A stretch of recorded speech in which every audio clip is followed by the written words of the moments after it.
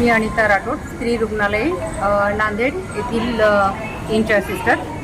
RG Kar medical कॉलेजमध्ये lady medico डॉक्टरवर जे अत्याचार झालेला आहे त्या वतीने आम्ही सर्व स्त्री रुग्णालय नांदेड इथून आम्ही सगळे ह्या गोष्टीचा सर्वजण निषेध आम्ही करत आहोत.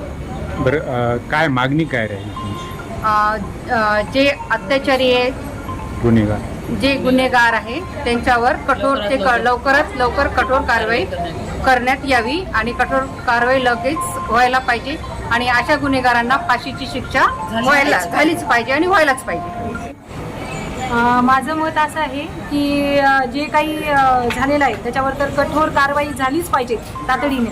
आणि जे महिला वर्ग काम करतात तर त्यासाठी सुरक्षितता व्यवस्था थोडी वाढविली पाहिजे, जेणेकरून कुठेही तिला असुरक्षित वाटणार नाही. तर याची काळजी घेतली पाहिजे.